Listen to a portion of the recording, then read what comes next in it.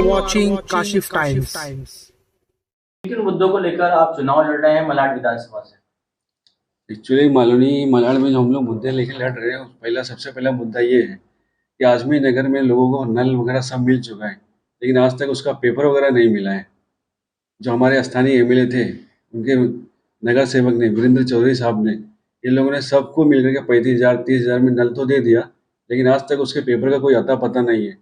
तो हमारी पार्टी अगर जीत कर आती है तो हम सबसे पहले आजमी नगर के लोगों को उनके नलों के जो अधूरे पेपर रह गए उसको पूरा करके देने की जिम्मेदारी लेंगे। तो क्या लगता है आपको कि आपके सामने दो बड़ी पार्टी है, कांग्रेस है, बीजेपी है, क्या लगता है आपको कितना संघर्ष करना पड़ेगा, क्या आप जीत के आ सकते हैं?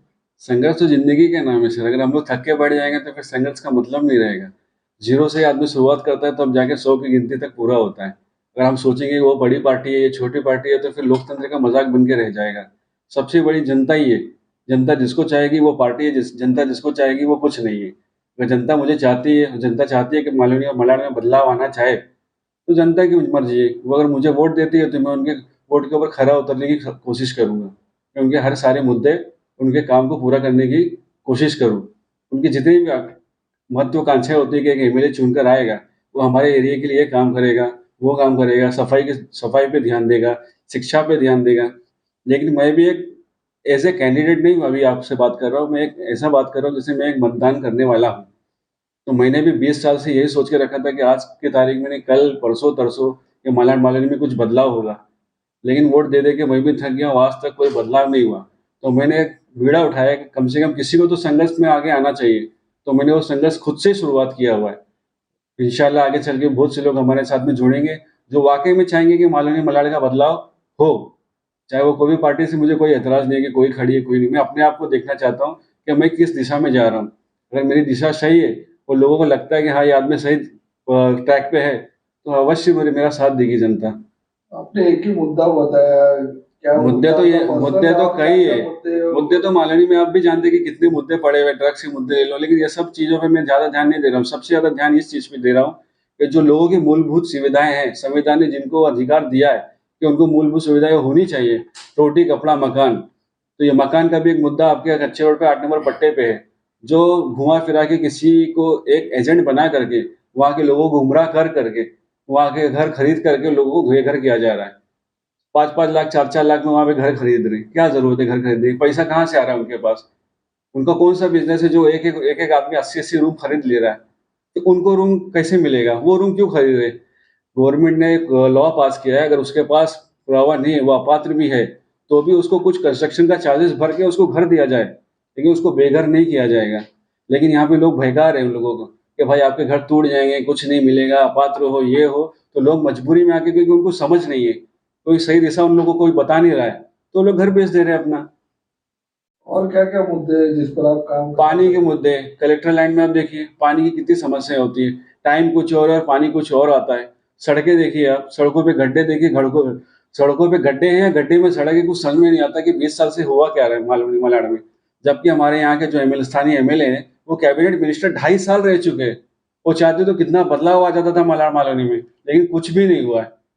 एक किसी के गरीब बच्चे को अगर कोई अच्छी स्वास्थ्य के लिए अगर हॉस्पिटल जाना रहे, तो हॉस्पिटल का काम पिछले 5 सालों से चल रहा है, 2 साल का वादा करके आज तक वो काम चालू ही है। आप ये मत देखिए कि पिछले 1 साल में वहाँ के स्थानीय एमएलए ने क्या काम किया है।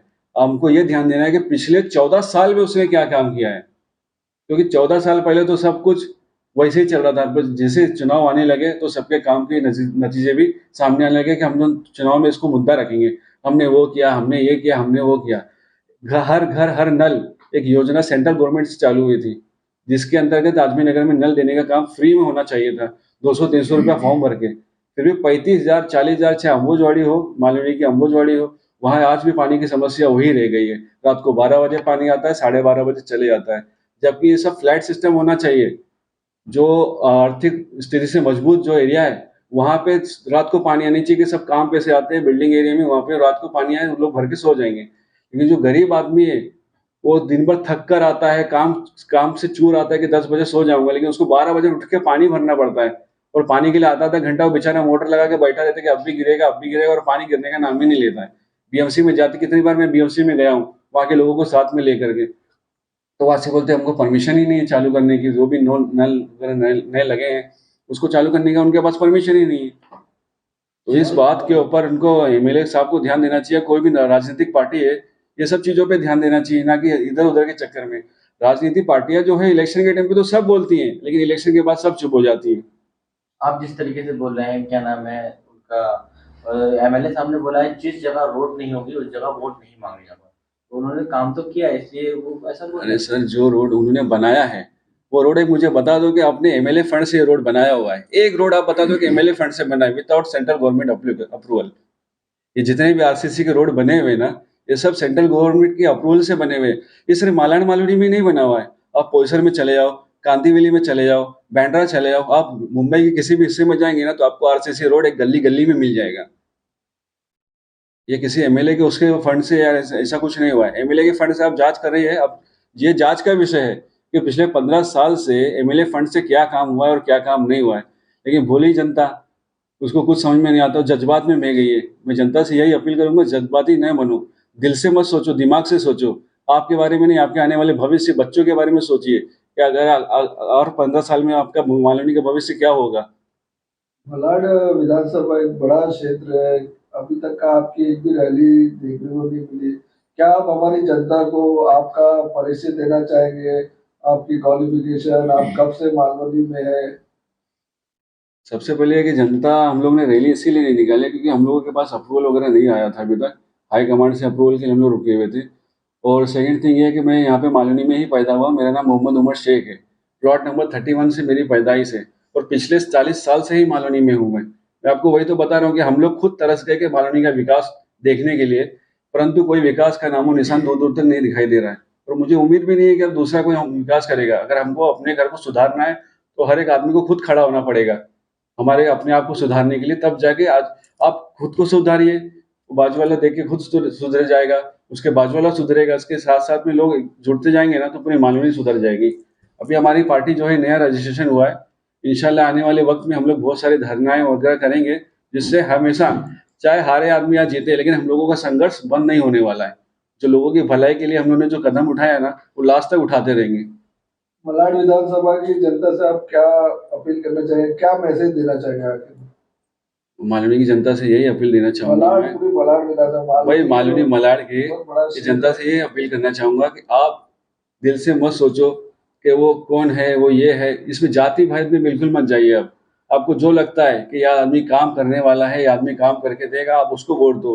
दिल से मत सोचो, दिमाग से सोचो कि आप दूसरी जगह पे मत देखिए, दूसरे एरिया में।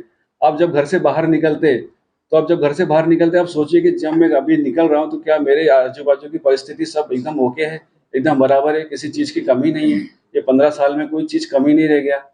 तो आप उस अपने दिमाग के ऊपर दिल पे हाथ रख के आप बोलोगे कोई कौन सही और कौन गलत है, उसको आप वोट दो। मैं ये भी नहीं बोल रहा हूँ कि मेरे को ही वोट दो करके, हालांकि मेरी निशानी हांडी है, लेकिन मैं आपसे ये अपील नहीं कर रहा हूँ कि हांडी को वोट दो, जिताओ मुझे, मैं काम करूंगा। आपको जिसको लगता है कि ये आदमी बंदा काम करने वाला है, लोगों की भलाई के बारे में सोचता है, आप उसको वोट दे सकते हैं, लेकिन सोच के दीजिए आप वोट कि किसको देना है और किसको नहीं देना है। आंख बंद करके किसी के बहकावे में आके आज नोट देके वोट लेने वाला काम चालू है। लोग पैसा दे दे रहे, भाई 500 ले लो, 1000 ले लो, उनके फेवर में बात हो जा रही है, उस पर बिल्कुल भी मत ध्यान दो आप कि कौन पैसा दे रहा है, कौन। 5 साल में एक बार तो लोग करोड़ों रुपए देंगे, क्योंकि लोग ने हजारों करोड़ रुपए कमा के बैठे हुए, तो उस पर ध्यान देने की जरूरत नहीं है आप लोगों को। आप 40 साल से यहाँ पर मालवनी में रह रहे हैं, हाँ, तो अब तक का आपने क्या क्या समाज सेवा किया, हमारे दर्शकों के साथ शेयर कीजिए। समाज सेवा तो देखिए ऐसा है कि समाज सेवा हम लोगों का ऐसा होता है कि किसी को बताने वाला नहीं रहता है। एक्चुअली मेरी संस्था खुद एक चेंज फाउंडेशन, मैंने अम्बोजवाड़ी वाले लोग के लिए उनके कहने के ऊपर बहुत सारी कंप्लेंट बीएमसी में की है, रोड के लिए, रास्ते के लिए, पानी के लिए। पर वही चीज़ है ना, हमारे पास पावर नहीं है तो हमारी ज़्यादा सुनने में नहीं आती किसी की। जिसके पास पावर है वो तो कुछ करते नहीं है। हम लोगों को सिर्फ संघर्ष ही करते जाना है और कुछ नहीं होगा हमारी जिंदगी में। बहुत बहुत शुक्रिया उमर शेख जी, हमसे बात करने के लिए। धन्यवाद।